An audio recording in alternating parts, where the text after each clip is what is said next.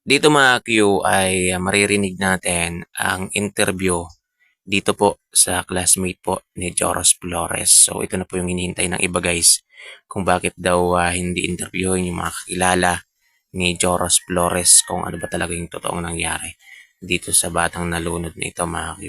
So ito mga Q, ito po is classmate po ni Joros Flores. Hindi ko lang po alam kung ito po yung kanyang kasama nung naligo sila, hindi ko po sure yon mga Q.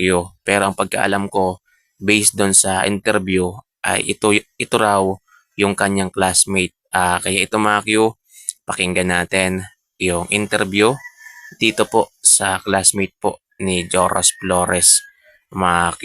At kung ano man yung magiging opinion natin, yan, mananatili munang opinion yan mga Q at hintayin natin na malutas yung kaso na to at hintayin natin na lumabas talaga yung totoong resulta dito mga Q. Kaya ito, pakinggan po ninyo. Dati ba siya ako binakaroon kasi makamo sa among sitwasyon. Kung sa'yo niyo yung trauma ka natabo ka mo. Sairan nyo gid kung paalin mabunga ni isang kabarkada, classmate nga. Akita mo ba kung paalin mo na dunga? Ano problema tamo karain ano to niya mo sa social media nga may foul play ko nga tamo kita nyo man kunta kami amo reaction tagigto kami nagas ka kalipong-lipo ko na kami tinidagis ang takubang sa tropa tapos ano pa kamot may foul play.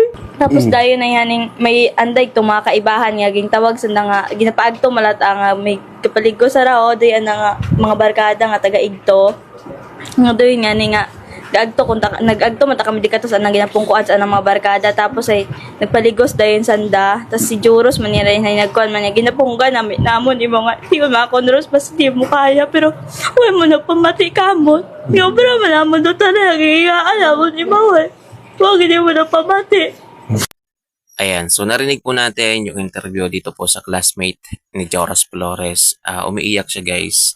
Umiiyak siya mga Q habang in-interview po siya. Ayan, random ko rin yung lungkot na nararamdaman ng classmate ni Joros Flores. So, marahil marami sa atin kung ano-ano yung sumasagi sa isip natin, kung ano yung about dito sa nangyari kay Joros Flores. Kahit ako mga Q, ayan, pero sabi ko sa inyo, isa-isip muna natin yan dahil hindi pa natin talaga alam lahat kung ano talaga yung totoong nangyari. At hanggang ngayon ay hinahanap pa rin po si Joros Flores.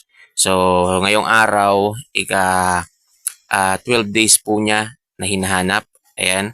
So, may mga nakita po akong tutulong ulit dito po para makita po si Joros Flores. Kaya, ipagdasal po natin lahat mga Q na makita na po siya. Ayan, na makabalik na po sa kanyang pamilya. So, ingat mga Q. God bless po sa ating lahat.